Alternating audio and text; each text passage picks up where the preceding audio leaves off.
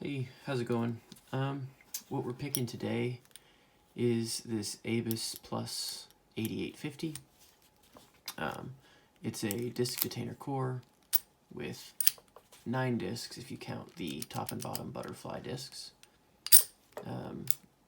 But only 7 of those disks have false gates, and this particular lock is supposed to only tension from disk 5, but what we're going to do is we're going to tension it from disk 1 using this pick here, and by doing so we're going to actually over tension disk 1.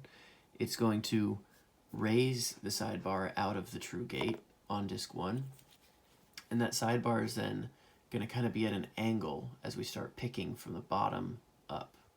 And so that's how I'm going to get feedback, is I'm going to try to get at least the bottom discs into a gate.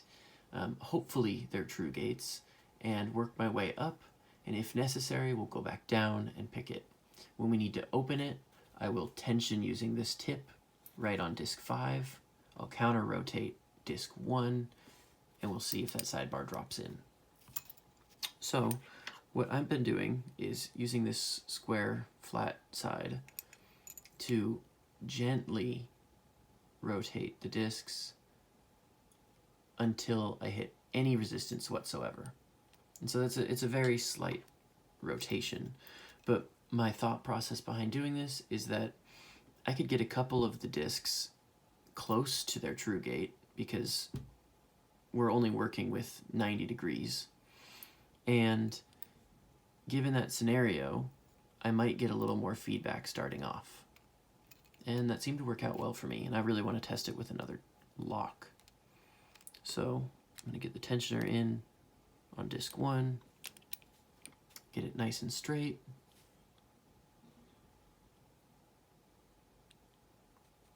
pick up disc tension there, and start picking.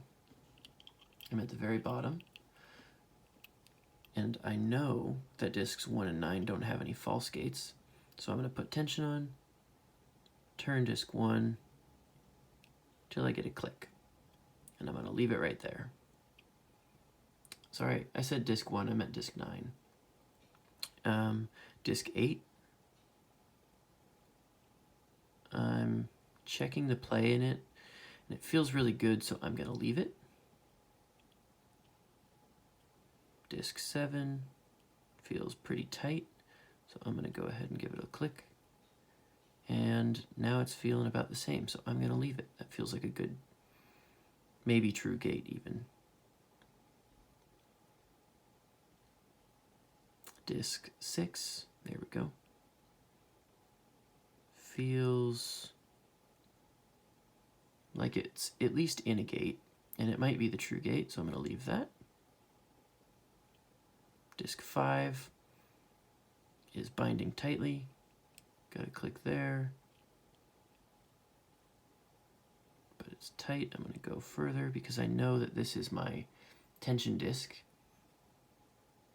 And it also happens to line up with my grub screw very nicely, which helps a lot. All right, disk 4 with heavy tension because now this feedback is getting limited. Let's see.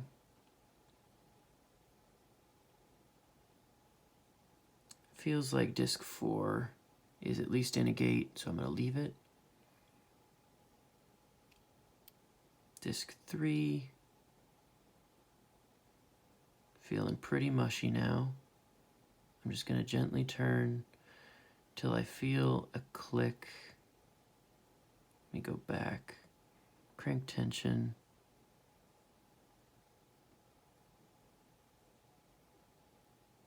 I'm not getting too much there.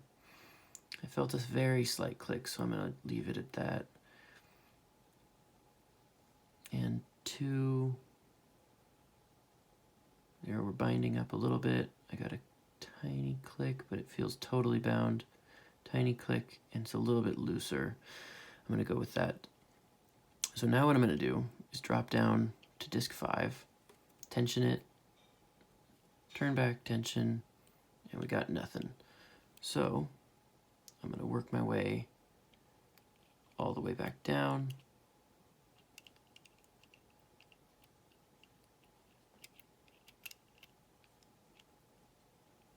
Reorient myself, that's at the bottom. I'm going to skip disk 9.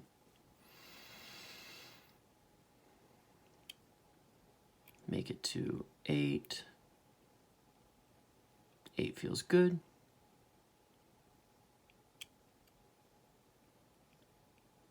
Seven feels good. 6 feels tight.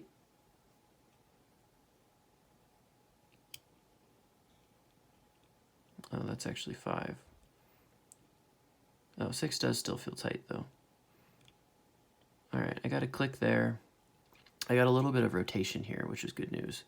So I'm going to go up to 5, and since I'm here, I'm going to tension it, turn this back.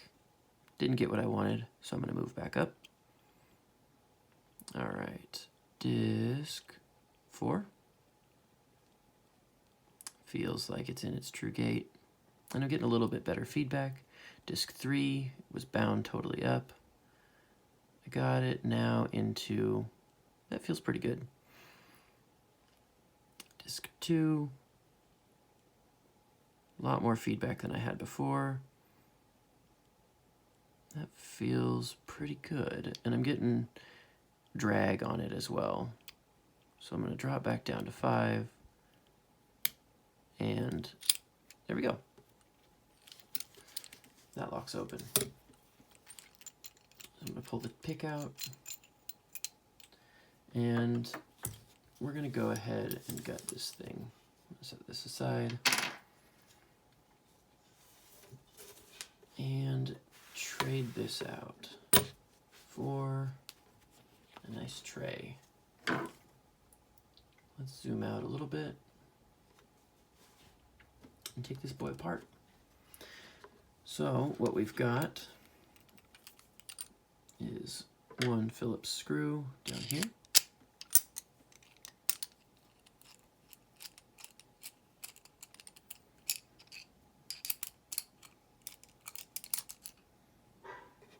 And when this drops out, it'll be followed by at least one little steel ball. There's that, and there's the second one. So let's go ahead and move those up into here. Those steel balls keep this cover plate from turning, which now we can use the back of the key and turn. Kind of cumbersome still.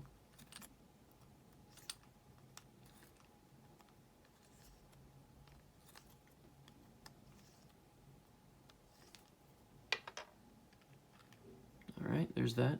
And it's got these little spring fingers on there too to tension, or to, you know, keep some tension on the core. So we're now looking at the core. We can go ahead and pull out this top disc. This is just a spinner. So this rotates a full 360 degrees. It has no gates on it, as you can see. And we're going to put that in the first spot here. So here is what we'll call a butterfly disc. You can notice that it's lined up with the sidebar right up top here. And when this disc is turned all the way, this tab will be interacting with the sidebar instead. You can see down at the bottom here, that is the rotation limiter for the disc, and we still have some rotation left. So since this is the disc I was tensioning with, we were always pushing the sidebar out up at the top. And what I'm going to try to do is pull out this whole core.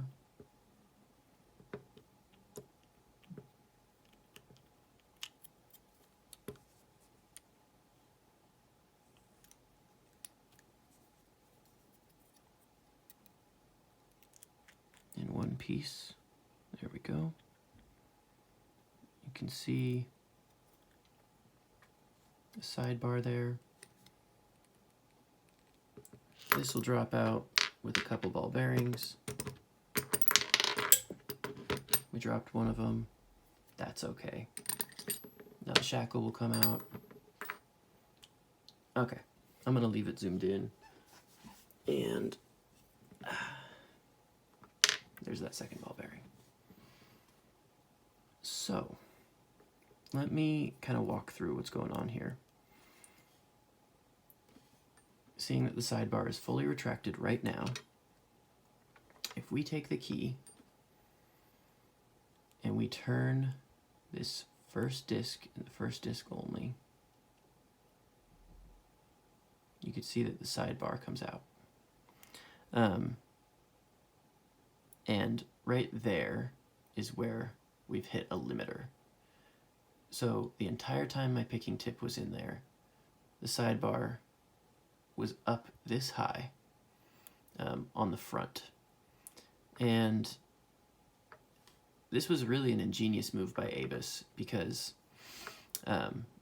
it was a way to guarantee almost that you could never tension from the front or the rear. Given a scenario where you don't have the key and you don't know what the tension disc is, I'll say that it would probably be hard to pick up that disc 5 was my tension disc. It gave me a feel that other discs could have been, or other gates could have been the true gate. So that's an interesting and effective method. I'll say that right off the bat. Let's go ahead and start pulling discs out. So there's that butterfly disc, followed by a spacer. I'm gonna zoom out.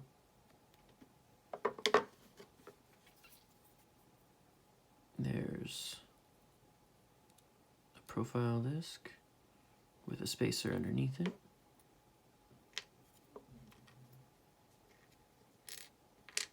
And all the spacers are exactly the same. There's another standard disc.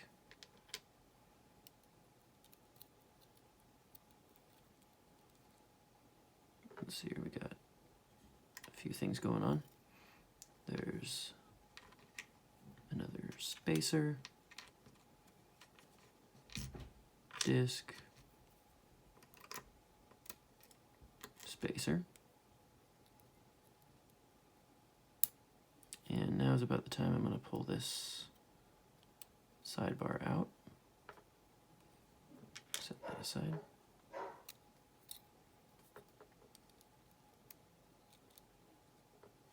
Disc.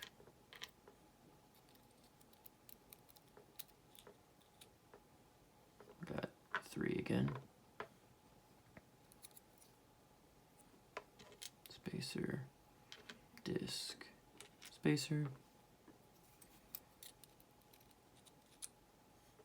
disc, spacer, disc, spacer, and bottom butterfly. Nothing super interesting about the core in my opinion. Works well, no springs involved, low maintenance, really smooth. It's all great in my opinion. So let's go ahead and grab, how about this bottom profile since we haven't looked at it yet. And how about just the disc right after it. And I'm going to zoom in. So this one will deal with the same thing. If our limit of rotation is fully met, we'll be tensioning from here, but you don't have to deal with any false gates along this. So as soon as I got a click on that very first, or that very bottom disc, I knew I was good to go. However, with the standard profile discs, you can see this has 2 false gates and 1 true gate. And these false gates if they were varied a little bit in size, they could be quite a bit more tedious to figure out. But as it was, even just tensioning the top butterfly, as soon as I got this bottom butterfly set and that sidebar got an angle in it and I was able to start getting things into a gate, they become pretty easy to tell whether or not they're the false or true gate. And in that case, I would really like to, get another ABIS Plus, try the same methods on it. So that's in the cards for the future, but that's all I've got. If you have any questions regarding the pick or my methods, however you want to do it, you can go ahead and ask. I'll give you a close-up here of all these discs. You can see false gates galore. It really is quite a nice lock. So I'm going to go ahead and get this reassembled off camera because I'm bad at that.